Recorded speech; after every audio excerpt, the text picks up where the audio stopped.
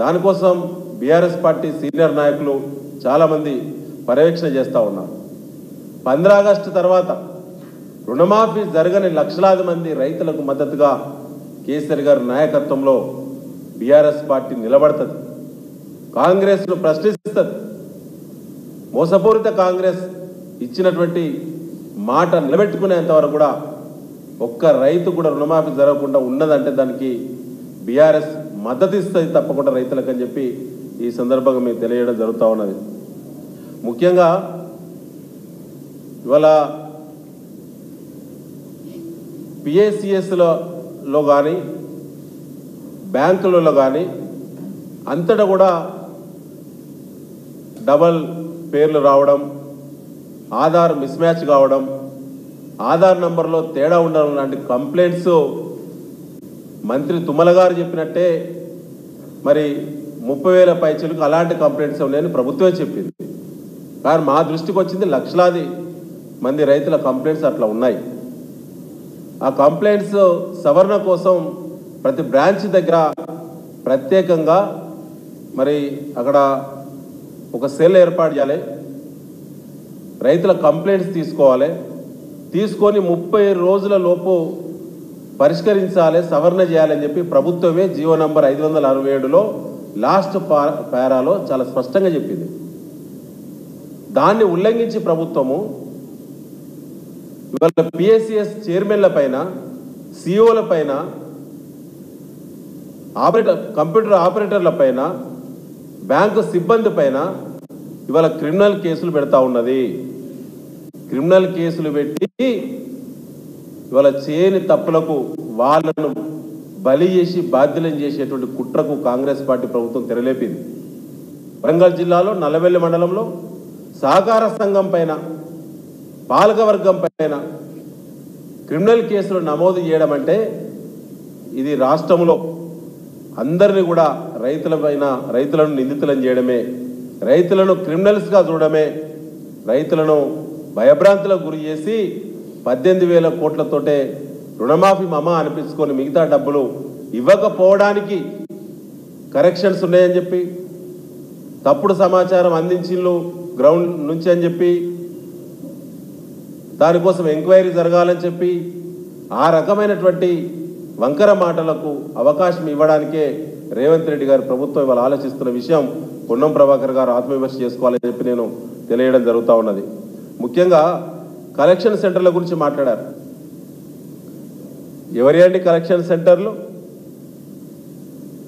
ఇవాళ civil supplies డిపార్ట్మెంట్లో తెలంగాణ రాష్ట్రంలో రైతులు పండించినటువంటి వరి ధాన్యాన్ని బ్రోకర్లకు మీరు అమ్మి, మీరు నయా బ్రోకర్లుగా అవతారం ఎత్తి ఇవాళ 1832 కలెక్షన్ సెంటర్లు అధికారికంగా తెరిచింది కాంగ్రెస్ ప్రభుత్వం ఈ రాష్ట్రంలో. 1832 మంది మిల్లర్ల ఖాతాల నుంచి ప్రభుత్వానికి వచ్చే డబ్బుల కంటే క్వింటాలకు 230 రూపాయలు అదనంగా వసూలు చేసి ఇలా 1100 కోట్ల రూపాయలు ఇలా మిస్యూజ్ చేసి ఇవాళ కుంభకోణానికి పాల్పడుతున్నది కాంగ్రెస్ పార్టీ, రేవంత్ రెడ్డి గారి ప్రభుత్వము. మీ ఉత్తమ్ కుమార్ రెడ్డి సంబంధిత మంత్రి పేషి పొన్నం ప్రభాకర్ గారు మీ శాఖలో కూడా ప్రతి జిల్లా డిటిఓ నెలకు 1 కోటి రూపాయలు వసూలు చేస్తా ఉన్నారు. నెలకు 30 కోట్ల రూపాయలు ఈ రాష్ట్రంలో మీ డిపార్ట్మెంట్లో వసూలు అవుతున్నాయి. మీరు నడుపుతున్నారు కలెక్షన్ సెంటర్లు, మీరు నడుపుతున్నారు. ఇవాళ ఈ బ్రోకర్ పరులకు నాయకత్వం చేసేది మీరు. ఇవాళ హైదరాబాద్లో స్క్వేర్ ఫీట్కు 75 రూపాయలు కలెక్షన్ అవేది తెలియదా మీకు? సామాన్య ప్రజలకు తెలుసు కదా. ఉత్తరానొక్కడు, దక్షిణానొక్కడు, పడమటొక్కడు, తూర్పునొక్కడు ఆఫీసు పెట్టుకున్నారు. మీ ముఖ్యమంత్రి గారి కార్యాలయం పర్యవేక్షణ చేస్తూ ఉన్నది. మరి మీరే ఇన్ఛార్జి మంత్రి కదా, మీకు తెలియదా కలెక్షన్ సెంటర్లు ఎక్కడున్నాయో? ఇవాళ కష్టపడ్డ వాళ్ళను మాట్లాడద్దు. గత ప్రభుత్వం చేసిన మంచి పనులను మీరు ఆస్వాదించే ప్రయత్నం చేస్తారు. ఇప్పుడు ఇవాళ ఆ పనులను ప్రారంభించే ప్రయత్నం చేస్తారు.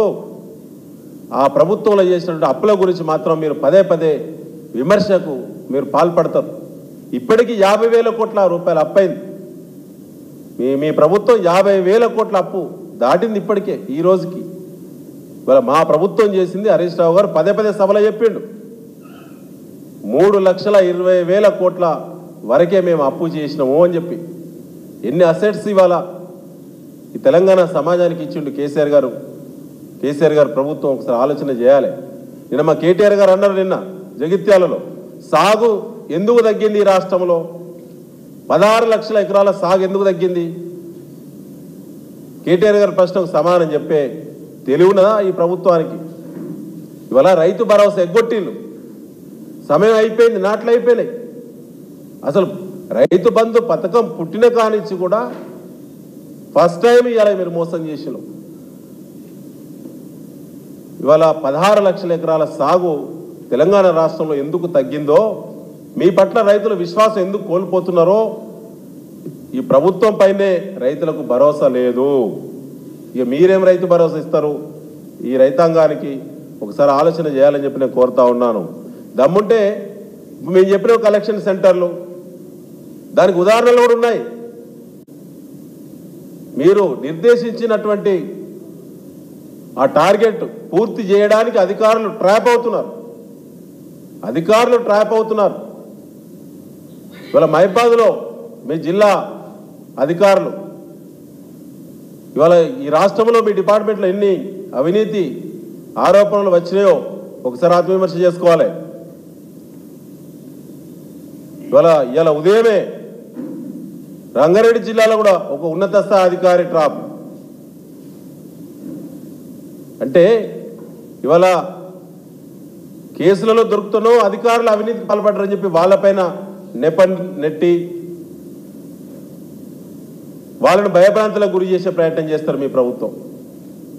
మీ ప్రమేయం లేకుండానే ఇవన్నీ జరుగుతున్నాయా? మీ సూచనలు లేకుండానే జరుగుతాయా? దొరుకుతానో అధికారులు జైలుకు పోవాలి, వస్తేనో మీ కడుపు నిండాలి. ఈ రాష్ట్రంలో మీ తతంగం అంతా బయట పెడతాం బిడ్డ. ఇంకా కొద్ది రోజులు ఓపికగా ఉండాలని చూస్తున్నాం. ఇవాళ రైతులే మీకు